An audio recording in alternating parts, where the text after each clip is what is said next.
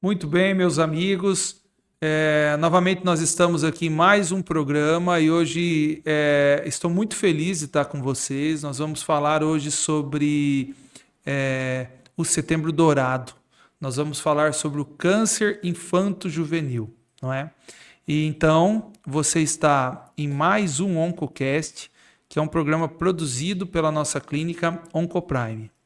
E hoje, comigo, eu estou tendo a honra de receber o meu amigo, meu parceiro e sócio, o doutor Afonso. Doutor Afonso faz oncologia pediátrica, tem uma larga experiência, né, Afonso? Tempinho já. E, e o Afonso, além de trabalhar lá em Cuiabá, trabalha com a gente aqui também na Oncoprime, faz a oncopediatria da Oncoprime e trabalha com a gente lá em Primavera do Leste, na nossa clínica lá, que está junto do Hospital das Clínicas, que é a Oncoplus. Então, Afonso, prazer estar te recebendo aqui. Tenho certeza que vai ser uma conversa muito boa hoje, que vai somar muito para as pessoas que estão assistindo para a gente, porque é um assunto que a gente tem que falar, né? A oncologia pediátrica, ela gera muita dúvida nas pessoas, né? Porque a criança, o que ela tem, às vezes ela não fala, né? Então, muito obrigado por você ter aceitado. Eu sei que corrido, você veio de Cuiabá rapidão, né, cara? Muito obrigado. Ô, Neto, é um prazer a gente estar aqui conversando aí sobre esse mês que a gente reforça a importância do câncer infantil, né? E é um prazer estar com você sempre. A gente é parceiro, sócio e estamos aí nessa luta contra o câncer. E vamos evoluindo, vamos conversar um pouquinho. Como você falou, ainda é uma questão que assusta, que tem uma angústia, né? O câncer infantil. E a prevalência dele é uma prevalência até relevante e tem um cenário importante.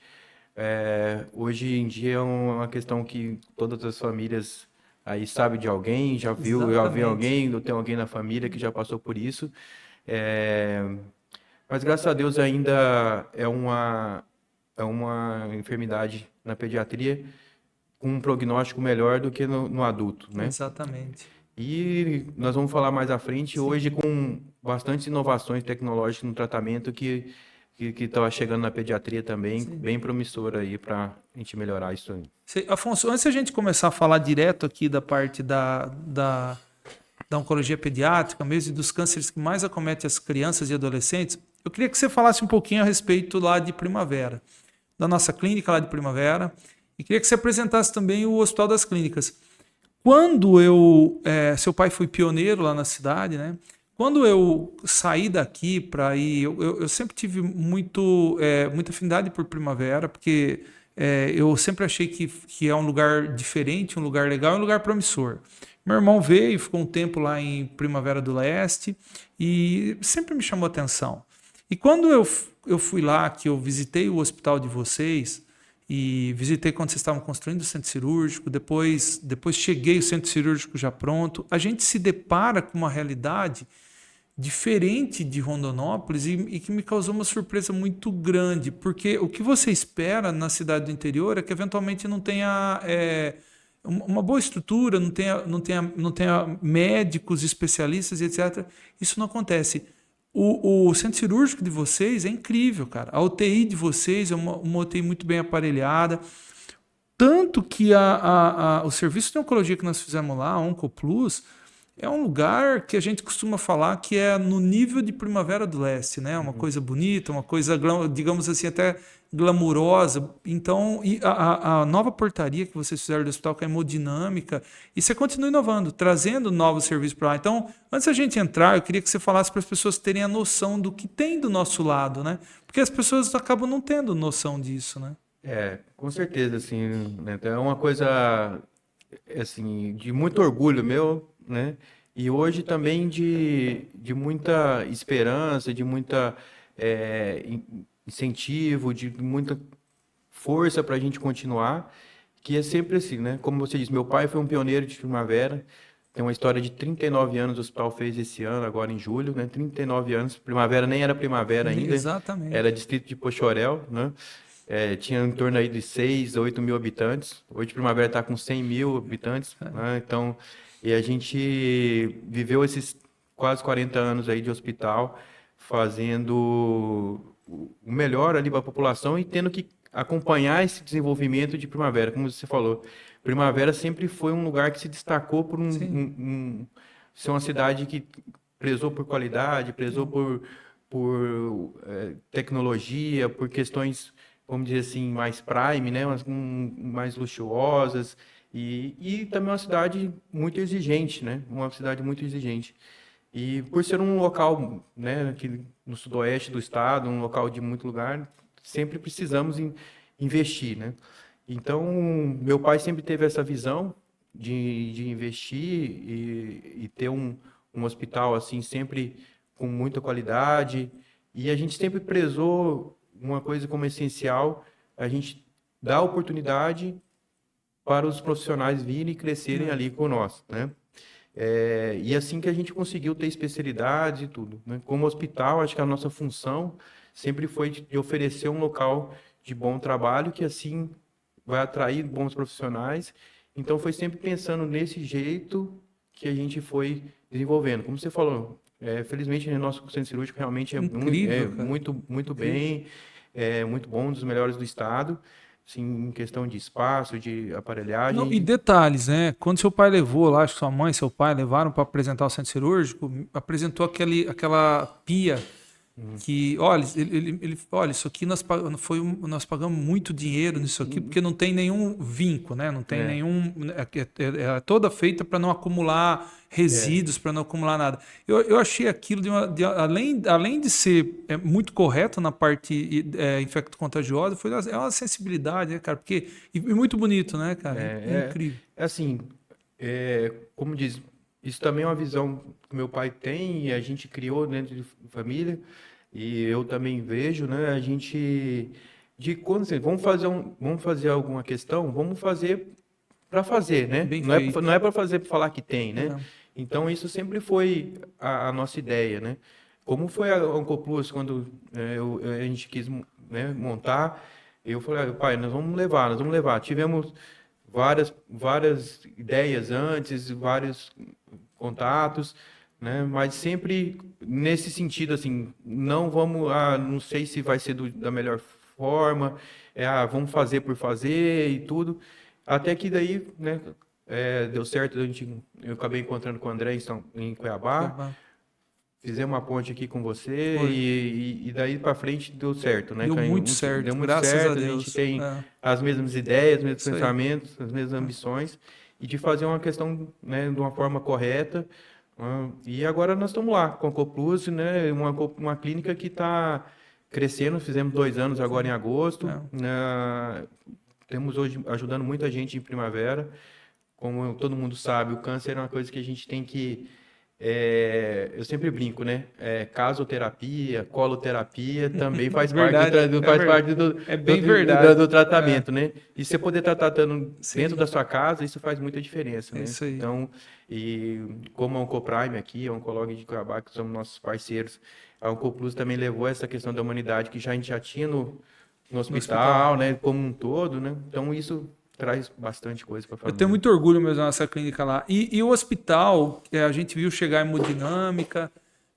Vocês estão lá com a oncologia hemodinâmica, UTI, Fizemos UTI pediátrica agora, né? fizeram UTI pediátrica. Inauguramos a mais recente foi uma UTI pediátrica, nós temos há 4 meses, uma UTI também num padrão muito legal, né? Estamos atendendo lá todos os convênios, SUS e também ajudando toda a população aí da região. Então, como hospital, a gente está ali com bastante É. especialidades, bastante coisas e tentando sempre crescendo e melhorando. Pessoal, essa é Primavera do Leste. Fiz questão de falar sobre isso porque a gente a gente sempre vê Rondonópolis como polo e você acaba esquecendo os municípios menores da região e veja como prosperou Primavera. E o hospital, de fato, é um hospital que a gente faz cirurgia de grande porte, porque não tem nenhum problema. Tem UTI, tem profissionais, faz cirurgia por vídeo lá, né? Faz tudo por Acho que o João vídeo. Paulo já foi lá fazer bariátrica, se não me engano. Temos bariátrica, Tem de tudo, né? cirurgia oncológica, Tem de tudo. É, mastologia, sim. neurocirurgia, É. temos tudo lá. Tem de tudo, é isso aí. Fiz questão de falar para ver como que o nosso Mato Grosso está crescendo e está se desenvolvendo, né? Quando a gente chegou há 20 anos atrás, você tinha que encaminhar tudo para a capital. Hoje não, a gente tem uma alta resolutividade em loco. Bom, para a gente entrar no nosso tema de hoje, eu queria que você falasse um pouquinho sobre a epidemiologia. Por que da importância da gente, por que a gente dá tanta importância no câncer em criança e adolescente? Bom, a gente vê assim, né? O último dado feito pelo INCA, né? Foi aí em 2022, a gente vê que são 8.400 casos por ano, mais ou menos, né? É, o câncer infantil é em torno de 6% de todos os cânceres, né? Entre adulto e infantil, 6% é infantil. Se você for ver na quantidade de casos no ano, é bastante casos, né? Então, é uma epidemiologia crescente, né? E hoje, com diagnóstico, com melhores técnicas diagnósticas, então, esse desenvolvimento também, assim, que tem em todas as regiões, os fatores multifatoriais também estão entrando um pouco no câncer infanto-juvenil, né? Como o ambiente, tudo, né? A gente pega o câncer infantil, né? A gente sempre lembra das criancinhas menores, mas nós, oncologistas pediátricos, tratamos de 0 até 19 anos, né? Então, eu ia te perguntar isso. Quando a gente fala em adulto, já que você puxou desse ponto, eu vou só fazer um gancho para a gente já falar sobre isso. Quando a gente fala em adulto, as pessoas chegam e perguntam: o que causa o câncer? Então, na maioria das vezes, eu falo assim: olha, é mais ou menos um tripé, assim, né? Você tem que ter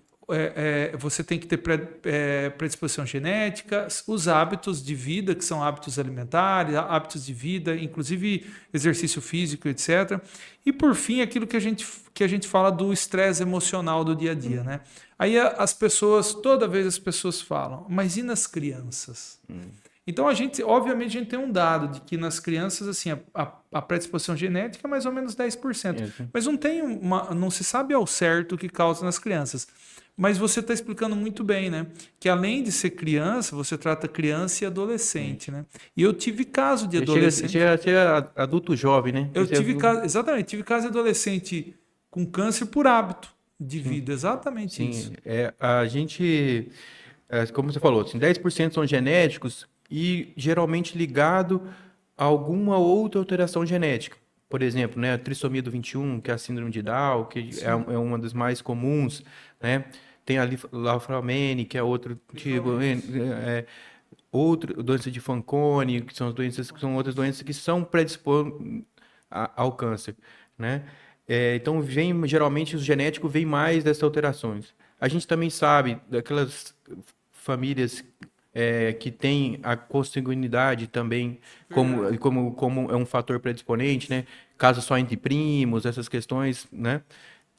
Tem questões raciais também, né, da questão hereditária de raça também, que pode influenciar na epidemiologia do câncer infantil, né? Tem alguns tipos de câncer, mas ainda é algum mistério assim do porquê. Muitas mutações são espontâneas e que desenvolvem o câncer.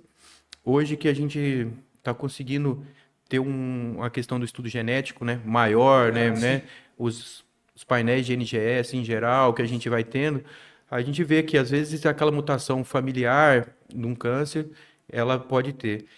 Antigamente a gente viu o câncer, né, câncer de pulmão, câncer de fígado, câncer de rim, câncer de cerebral. Hoje a gente sabe que um câncer de intestino pode ter a mesma mutação do que um câncer cerebral. Então, os estudos estão mudando tudo, né? Tanto no adulto, isso na criança também está da mesma forma. E você está pedindo teste genético na sua rotina? Não como rotina. Hoje não é como rotina. Em algumas questões, alguns familiares, sim. Então, tem alguns tipos de mutações de familiares que a gente já consegue pedir algum teste genético em criança também, mas não. Tromene, por exemplo. Esses já bem estabelecidos mesmo, né?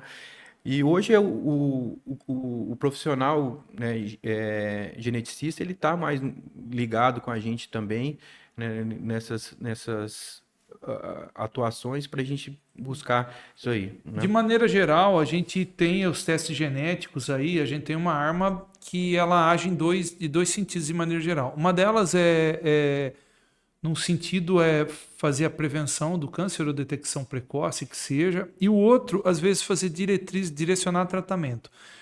Para as crianças e adolescentes, esse direcionamento de tratamento, você tem usado o teste genético para direcionar tratamento? Por exemplo, é para entrar com uma imunoterapia, por exemplo, ou com algum tratamento distinto, pedir o teste? Não, com certeza, né? Hoje a terapia-alvo, né, Exato. também já tá na pediatria, né? A pediatria, por um bom tempo, né? é, eu terminei a oncologia pediátrica 2016, né, por aí, né? Então ali ainda a gente vivia uma época muito da quimioterapia tradicional, né?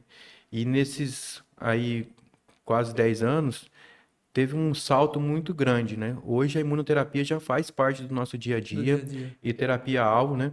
Essa semana mesmo tem um paciente com a leucemia mieloide que ele tem um marcador genético que chama o EDH1, que a gente tem uma terapia-alvo para ele, né? Um remédio específico só para aquela mutação. Então a gente consegue ter, né? Então cresceu muito isso. Então hoje a gente pede sim os tumores do sistema nervoso central, que é um dos mais frequentes, né? Na criança, hoje também já se busca terapia-alvo. É, então é um bom marcador para nós também. Então, e veja uma coisa, eu li num livro até uma biografia de uma pessoa muito conhecida que trabalhou no tratamento do câncer e sobre a história do tratamento do câncer infanto-juvenil no mundo todo. Então ele cita lá St. Jude's, que teve uma... O San Judas é a nossa referência, assim. Ainda, eu ia te perguntar, ainda continua sendo, né? E tinha um dado que eu li nesse livro, Afonso, que era assim: mortalidade em 1970 era 90%, hoje a mortalidade é 10%. Estava bem assim. Ou seja, o que eles falam no livro inverteu. Taxa de sobrevida e mortalidade. Aí eu te pergunto, de fato é assim? Historicamente, no Brasil nós estamos bem? Porque quando eu penso no câncer infantil, só para montar a Uma linha ideia do tempo mesmo, é aí. assim. Não, só montar a ideia, era muito famoso Boldrini, por exemplo, lá Sim. em Campinas. Tanto que o pessoal de Barretos levou, na época, quando foi Barretos visitar, tinha acho que uma ou duas Boldrines que tomavam conta lá Sim, a Érica tá lá eu acho que deve estar lá até hoje. então, até Que hoje. por sinal, Barretos tem uma instituição incrível, Sim. que é o Hospital da Criança lá, né? Que eles têm, parece um shopping center, é bem legal. Então, assim, eu queria que você falasse um pouco se isso de fato é verdade, porque você falou a respeito, digo de sobrevida, etc. Porque você falou a respeito que antigamente a gente fazia com quimioterapia convencional e agora estão entrando as imunoterapias. A tendência é a gente aumentar mais ainda o sucesso, né? Com certeza, sim. Hoje, né, existe uma diferença ainda. O Brasil é considerado um país ainda em desenvolvimento, né? A gente peca muito no nosso tratamento ainda por questões socioculturais. Por exemplo, né? Nós lidamos tratamento de câncer com a população indígena, Verdade. com uma população que tem uma faixa social ruim. Então, um paciente desnutrido, ele não tolera a mesma quimioterapia do que um paciente nutrido. Então, Verdade. um trabalho de um paciente na Europa é uma coisa, um trabalho aqui no Brasil é outra.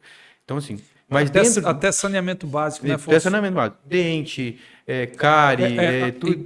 Pessoal, e o que isso influencia? Quadro de complicação, É, neutropenia febril e às vezes morte, né? é, a- na pediatria, muito das mortes se dá pelas intercorrências, né? Infecciosas. Sim, Nós vivemos num país que nós temos dengue, temos gripe toda hora, verdade.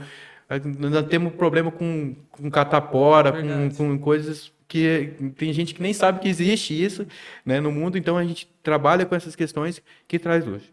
Mas colocando como evolução, realmente hoje a gente está muito bem, né, como um tratamento. No Brasil, se você colocar uma média geral, a gente coloca uma média em torno de 70% a 75%, né? Enquanto nos Estados Unidos, Europa, é nessa faixa de 80%, 85%, 90%, dependendo do tumor. Claro que depende muito dos tumores e tudo, né? Mas ainda, hoje a gente, como o Brasil, a gente está bem. E o Brasil, em especial, é um país que está entre os melhores do mundo no tratamento do câncer, né? Tanto no adulto, vocês sabem Sim, disso, a gente estuda muito aqui no verdade. Brasil e na pediatria também. Contextualizando, você citou aí alguns centros, né? E hoje a nossa sociedade de oncologia pediátrica, a SOBOP, a gente tem uma unidade muito grande, tá? Então, os centros se conversam muito. Então, que a dificuldade de um é a dificuldade de todos, né? E a gente precisa dessa soma, né? Quanto adulto hoje é muita gente, não tem essa comunicação. Hoje, praticamente, os oncologistas pediátricos do Brasil todo se conversam. Então, isso também faz com que cresça esse desenvolvimento, né? Esse caso mesmo que eu falei ontem, eu apresentei esse caso na reunião que estava o Dr. Raul, que é lá do São Judas, que ele participa da reunião. Apresentei um caso discutindo com o pessoal do Erasto de Curitiba. Curitiba, com pessoas do GRAC, pessoas do Barretos. Então, está todo mundo lá nessas Obrigado. reuniões e qualquer oncologista tem acesso a essas reuniões, discutir um caso. Então, é isso que eu falo. Hoje, às vezes os pacientes têm essa agonia, né? Doutor, mas ainda mais um paciente que às vezes tem uma condição a mais e tudo. O É. que você acha? Eu vou para São Paulo, não vou? Mas não, o que você vai fazer em São Paulo, eu consigo fazer aqui. Sim. E a gente faz, a gente trata. Então isso é muito importante, né? Como, por exemplo, lá em Primavera agora, tem uma UTI pediátrica, eu consigo ter um bom suporte. São Paulo, em Cuiabá, aqui em Rondonópolis também a gente atende aqui. Então a gente tem um suporte também aqui que a gente consegue fazer. Então, o Hospital do Câncer também, na parte do SUS, é um hospital muito bom. Então, e isso tudo eleva essa taxa de cura, né? Então, esse componente multifatorial eleva a nossa taxa de cura, né? Afonso, para a gente falar um pouco a respeito do que eu acho que não seja interessante, mas o que eu acho que interessa muito para quem está escutando a gente, acho que é duas coisas principais que interessam para a gente. Primeiro é tipo de tumor, que eu queria te perguntar, e depois também é sinal e sintoma, né? Que eu acho que as pessoas, mãe em especial. Nós tivemos um caso recente do artista, né? Que é o Thiago Leifert, né? Que Celular. teve um filho dele com retinoblastoma, né? Então isso teve um impacto muito grande. Estamos na semana agora da campanha Sim, que é a campanha dos olhinhos, né? Esse final de semana em vários shoppings do Brasil vão estar eles, inclusive em Cuiabá, a gente vai estar lá. A doutora Elin, que está lá com a gente, vai chefiar isso daí, eu também vou estar passando por lá. Então é um momento de reforçar aí, então o Thiago Life trouxe sim, ele levou à tona isso, isso, né? porque ele se retraiu inicialmente, mas aí depois ele voltou e falou o que estava se passando, né? E ele tratou lá no GRAC, né? Que hoje é Foi. referência de retinoblastoma, Retinoblastoma, então, umas coisas exatamente. então, Eu queria que você falasse a respeito, então, para a gente entrar nisso, que acho que é os pontos principais, assim, os tipos de tumor, que são os mais frequentes. assim, com certeza, o principal tumor é o tumor hematológico, que é a leucemia, né? Leucemia. Em torno de 60% dos casos de Isso câncer aí. juvenil são as leucemias, em todas as faixas etárias, né? Tanto no adolescente quanto no menor. A leucemia é uma. Em segundo, são os tumores do sistema nervoso central, né? Então, eles têm principalmente. Aí já vai mais para o menorzinho, né? Ali na faixa etária até os 2 anos, e depois ali um pouco chegando no adolescente, mas a faixa menor ali até os 4 anos é mais comum, né? A gente tem o câncer do sistema nervoso central. Aí depois vem os linfomas, também ali das doenças proliferativas, os tumores ósseos que a gente tem como principalmente o osteosarcoma e o sarcoma de Ewing, que são os principais, né? Ali também o rabdomiosarcoma, que é um tumor de partes moles, de muscular, que a gente coloca mais ou menos no mesmo grupo. tumor renal, né? Tumor de Wilms, Tumor né? de Wilms. É muito comum É também. mesmo. Ele é um dos Dá aquela baita distensão abdominal na isso, né? criança. É um tumor que a gente vê assim bastante. Geralmente são esses.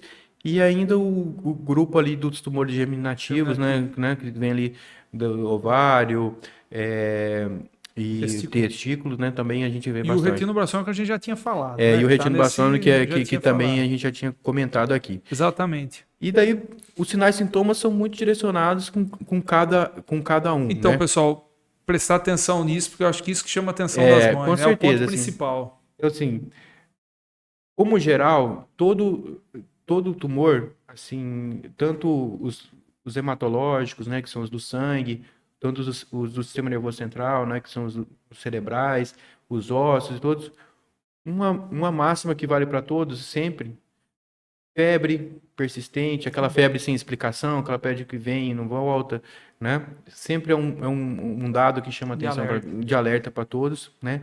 As ínguas, né? Que Também. quem no popular chama íngua, né? Mas a gente sabe que são os linfonodos, que são o nosso sistema imunológico, que tem uma lógica, né? Que é onde nós temos nosso sistema imune ali, as nossas cadeias dos linfonodos. Então, aquelas ínguazinhas geralmente no pescoço, região inguinal, são os locais que mais aparecem, né? Esses geralmente são em geral. Assim como adulto, também tem ali perda de peso, né? Aquela prostração, né? Aquela que a gente chama aquele perda daquele volume. Que criança, no geral, eles são agitados, né? Então, sair daquele padrão, sempre a gente tem que desconfiar de alguma coisa, né?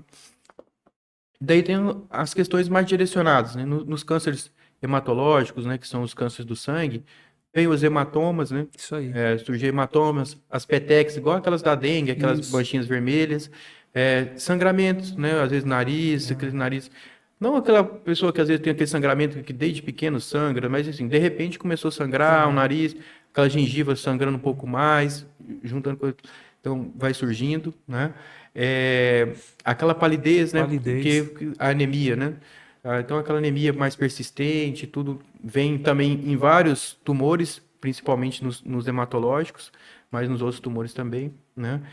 Os tumores ósseos, eles geralmente são mais visíveis, assim, né? São massas que surgem no pescoço, nas pernas, nos braços, são os mais comuns, né? Os tumores abdominais, que entra aí o neuroblastoma, que é um tumor muito comum e muito agressivo, que é da suprarrenal. O tumor de Wilms, o tumor, né, o nefroblastoma, que é do tumor do rim. Geralmente é a mãe ali dando banho na criança e vai passar a mão, ver um negócio diferente, vai porque eles são meio assintomáticos assim, e de repente tem aquela massa ali um pouquinho maior, né? E os tumores do sistema nervoso central geralmente vem acompanhado de vômitos sem explicação, tontura, cair, bater a cabeça sem explicação. Às vezes o estrabismo é muito comum, né? De repente a criança olha para a criança está vesga, né? Então o que é o estrabismo, que o olho muda, né? Aquela perda de desenvolvimento escolar, sempre fica pensando que às vezes pode ser um problema de vista, e às vezes não, às vezes é um tumor que já está ali começando, né? E um outro dado muito importante, Neto, que eu lembrei agora, que é importante a gente estar sempre falando, de uma doença que é muito comum, que é associada ao câncer, ele traz algumas coisas, que é a neurofibromatose, né? Que é uma doença que é muito comum, né? O adulto. O que é a neurofibromatose, pessoal? É aquela doença que tem as manchinhas café com leite, e tem que são aquelas manchinhas marronzinhas e tudo, né? Ela propicia muitos tipos de tumores, né? Tanto o sistema nervoso central como o sistema muscular. Então, quem já tem esses manchas, já tem história na família, também é importante ficar atento. Então, tem esses outros sinais, né? E as famílias que note algum desses sinais, sempre importante estar conversando com o seu pediatra, né? Não deixar de ter um acompanhamento, que isso é muito comum. O adulto, né?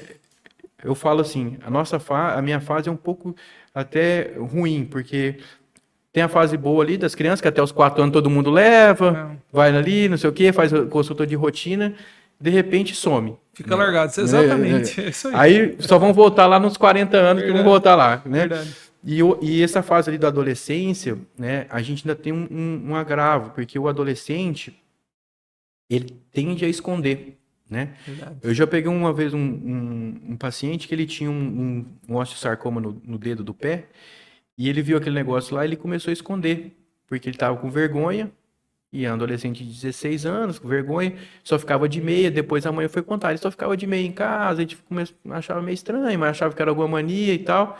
E quando foi ver, era uma lesão já grande, com metástase pulmonar, por tudo. E ele, é uma coisa que às vezes ele poderia ter perdido um dedo, ou feito o tratamento e nem ter perdido nada. E ele acabou vindo, não tendo sucesso no tratamento, porque veio muito tarde por causa disso, simplesmente de esconder, né? A adesão, né, do paciente também nessa fase é um pouco complicado. E os fatores de risco dessa fase dos adolescentes, né? Que hoje já tem algumas coisas aí que a gente pode comentar. Então, vocês aí que cobram ainda, que conversam um pouco com seus filhos na adolescência, né? Hoje essa mania desses vapor, né? Exatamente. Também, né? Eu já peguei paciente com tumor de laringe por causa disso. Peguei né? também. Jovem, com Peguei 17 anos, 18 anos, né? Então, isso também é um caso, né? Temos que ficar atento. Sim. E às vezes um detalhezinho que às vezes nós somos da cultura, né? Do industrializado, né? Nós vivemos a industrialização do Brasil. Exatamente. E tudo, né? Graças a Deus isso vem mudando um pouco. Hoje, assim, as pessoas estão se cuidando mais e cuidando dos filhos mais. Mas a criança é a que come pior, né?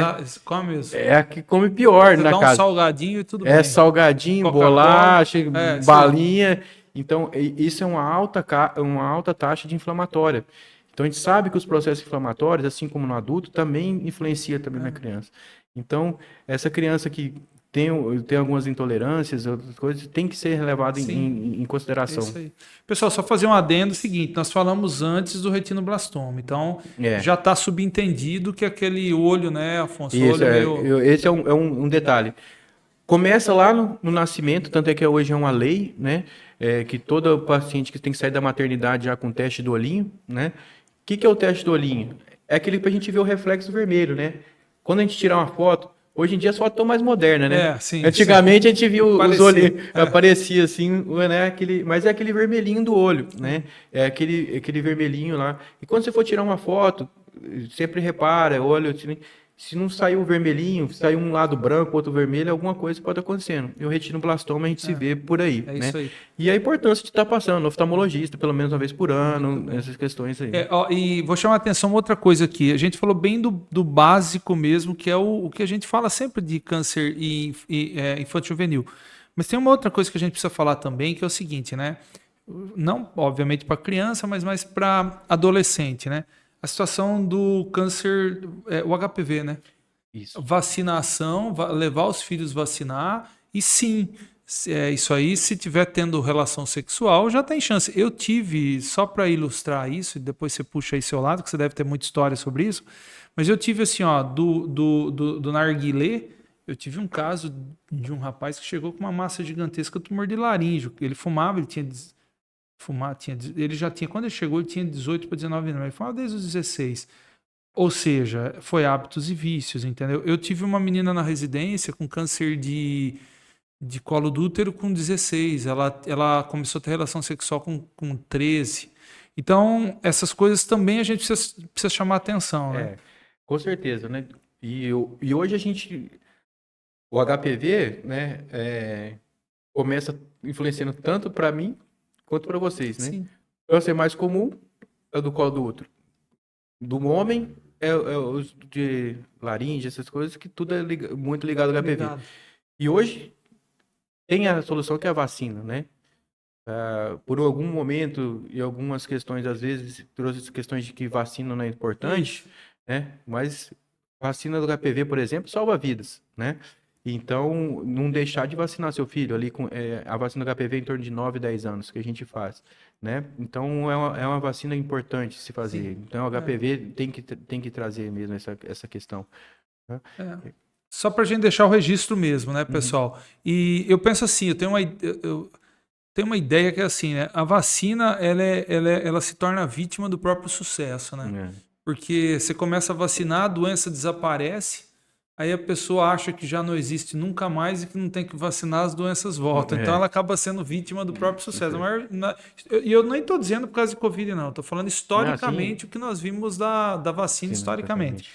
exatamente. Nós erradicamos doença, né? Sim, com certeza. Então, se você perguntar para uma pessoa, para essas crianças de hoje, o que é paralisia infantil, não sabe, né? Eu Então, não conheci, por exemplo, na minha formação. pois é, Eu tenho 14 anos de formado em medicina, então eu não pois é. conheci. Erradicou-se doença, né? Então a vacina se torna vítima do próprio sucesso. Diagnóstico desses tumores que a gente acabou de falar. Obviamente tem o diagnóstico clínico, como você acabou de falar, mas queria que você falasse a respeito, além do clínico, do complementar, biópsia, etc. É, assim como todos os tumores e tudo, a gente sempre tem um exame para diagnóstico, né? Os principais, né, exames são os exames de sangue, né? E os exames de De imagem, imagem. né? E depois, consequentemente, nos leva a uma biópsia para a gente ter o diagnóstico, né? Mas a importância da gente, por exemplo, 60% dos cânceres infantis é a leucemia. Onde que a gente vê a leucemia? No exame mais comum que tem, qualquer um faz toda hora, que é um hemograma, É. né? Eu sempre falo para os pais assim, o hemograma é o mapa do sangue, né? Ali a gente vê tudo. Às vezes os pais chegam querendo saber de um monte de exame, eu falo assim, mas você trouxe um hemograma? Para mim o hemograma é muito importante. Agora é a moda das vitaminas, né? Né? Um monte de vitamina, não sei o quê. Mas e o hemograma, né? Então, assim, o hemograma, ali é um exame já dá. No hemograma a gente já vê se tem leucemia ou não, né? Ou induz a gente a pensar. E daí a gente vai para o exame, que é o exame diagnóstico da leucemia, que é o aspirado de medula óssea, que é o mielograma, né? Que a gente vai lá e tira o sangue lá do tutano do osso, né? Que é a nossa medula óssea, onde a gente produz o sangue, né? E também a biópsia mesmo, tira um pedacinho. Ali a gente examina e faz um exame que chama imunofenotipagem, mielograma, para descobrir ali a leucemia, que é a nossa maior comum. No sistema nervoso, que é o nosso segundo, é um exame de imagem, tomografia, ressonância, né? São o que a gente faz ali o diagnóstico. Em seguida, o neurocirurgião vai lá e biopsia e a gente vê. E tem alguns que a gente nem biopsia e trata só pela imagem, né? Porque às vezes é um local diagnóstico. Difícil acesso, né? Assim como os tumores ósseos, abdominais, por imagem. Às vezes um ultrassom é o suficiente para começar, às vezes precisa de uma ressonância, às vezes uma tomografia. Existem alguns outros testes, né, que não são tão populares, mas cintilografia, PET scan, né, também são exames que a gente usa aí no diagnóstico.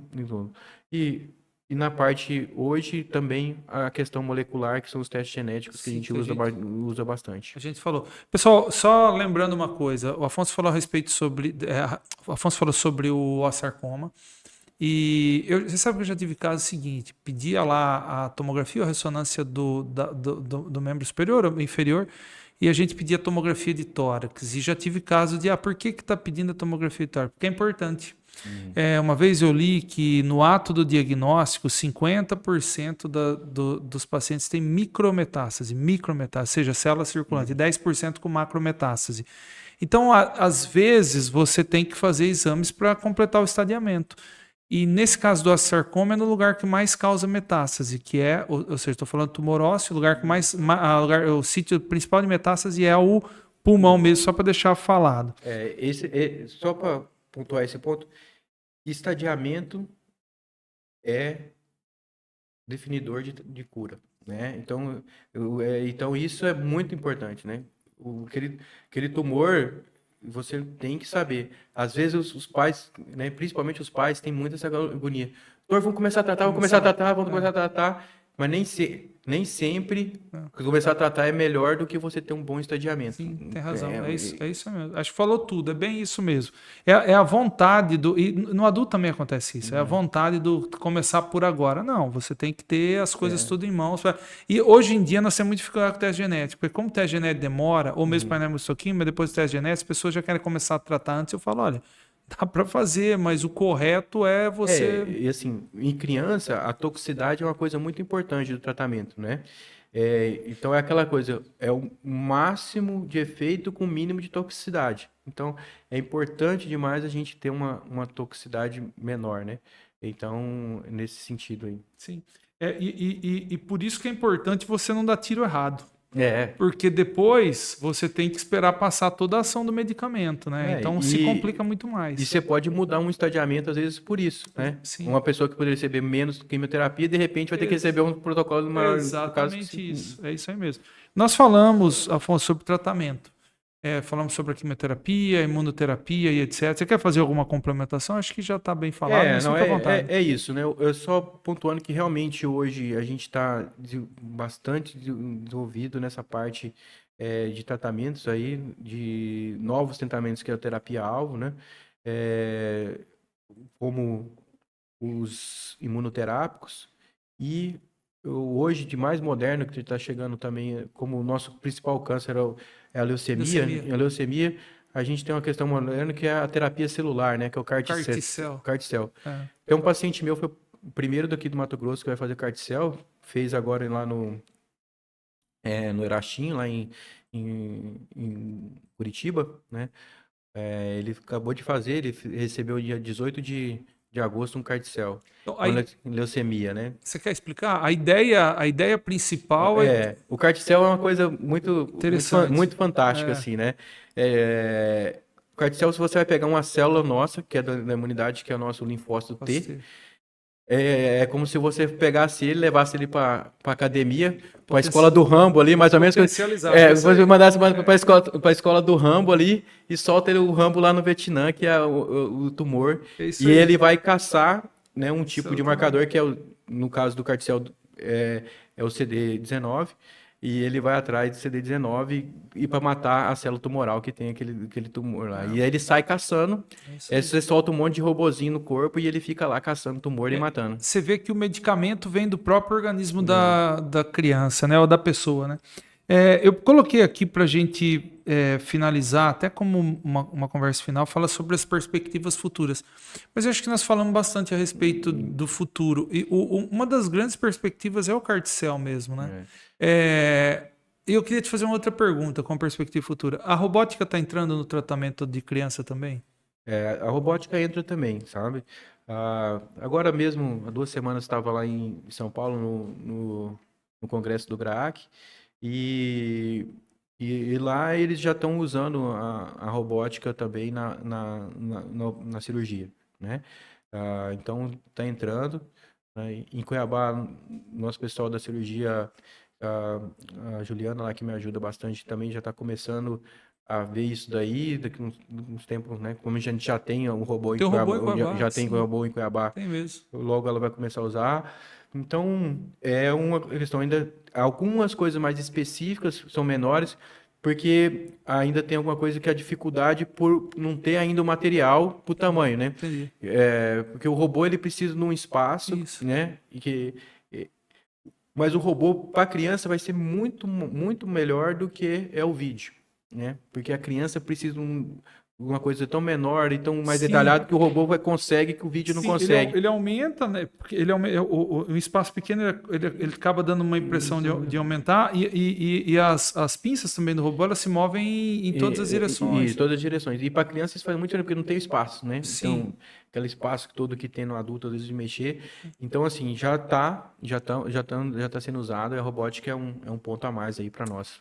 muito bom. Antes da gente terminar, então, eu sempre deixo um espaço para consideração final, se a gente esqueceu alguma coisa, etc. Mas eu achei que foi uma conversa Foi ótima. bom. Essa conversa até demais, que eu acredito. Mas, assim, o que eu deixo de consideração final, assim, eu deixo alguns pontos, assim. Eu acho que a, é até uma questão, assim, pessoal, que a gente vê e social. A correria do dia a dia tá muito, né? E às vezes a gente para de prestar atenção em alguns detalhes, né? Antigamente sempre tinha alguém que tinha mais tempo. Hoje está todo mundo na correria, é Sim, mãe, pai, todo mundo correndo, e nem sempre tem aquela mesma coisa. Continue olhando seus filhos, olhe os detalhes. sim. Não deixe de passar ali no pediatra, pelo menos uma vez por ano, fazer os exames de rotina. tragam uma vida mais saudável na questão alimentar, principalmente para as crianças. Isso é muito importante, né? E fique atento a esses detalhes. É o primeiro detalhe, procura. Não acha que são coisas bobas, coisas pequenas, que podem ser alguns detalhes que pode salvar a vida do filho de vocês. A gente, como especialista, hoje está mais disponível para os colegas. Eu também me ponho aqui para os pediatras e quem possa estar ouvindo. A gente está sempre à disposição para discutir, para estar recebendo um caso. Então, é um prazer discutir sobre isso. E estamos aí, como profissional. Hoje eu trabalho aqui na Oncoprime, trabalho na Oncoplus em Primavera e na Oncolog em Cuiabá, né? Mas estamos aí no Mato Grosso, ajudando a crescer a oncologia pediátrica e que a gente possa salvar muitas vidas. Muito bem. Afonso, pô, eu te agradeço. Você sabe muito bem que a gente está conversando disso, acho que já faz quase. De quando eu comecei o podcast, eu já te falo, vamos gravar. É na Eu estava correria esperando você fazer sucesso primeiro, né? Chegou, então. Chegou. Então, eu queria, porque eu acho um tema muito interessante. E não dava para passar desse setembro, né? Setembro é uma Obviamente, data importante. é importante, exatamente isso. Então, eu te agradeço muito. Sei que estamos num avançado. Hoje está sendo gravado, vai passar sábado, né? Amanhã. 9, né? Mas a gente tem que se adaptar à vida de vocês. Então, eu estou tocando esse assunto porque quero te agradecer. Você veio de Cuiabá, passou aqui, está indo embora para Primavera. Atendeu o pessoal aí, está indo embora para Primavera. Então, muito obrigado por todo o esforço. E nós vamos, Afonso, deixar o seu contato depois. Para quem quiser chegar até você, pode procurar aí pelas suas redes sociais, lá no seu Instagram. Ou mesmo aqui entrar em contato com a gente na Oncoplus lá de Primavera ou na Oncoprime aqui, né? Pessoal, agradeço então ao Afonso, ao Gabriel e todo mundo que ficou com a gente até agora. Foi uma conversa muito boa, descontraída, adorei essa conversa e acho que vai levar muitas informações para que você consiga, se por acaso tiver de frente com um caso complicado ou um caso que apareça nos filhos, que você consiga identificar e procure o médico, porque como o Afonso disse, isso salva vidas, é o diagnóstico precoce que salva vidas, não é? Então, agradeço muito vocês. Quer dizer que esse programa vai ficar disponível no YouTube da Oncoprime e também nas nossas mídias do Instagram, tanto no do Afonso, na minha, que é Espila Neto, e da Oncoprime. E nós vamos também marcar um Oncoplus lá em Primavera, então vai ficar em todas as mídias, tá? Na semana que vem tem mais e eu desejo a vocês um bom final de semana. Até lá!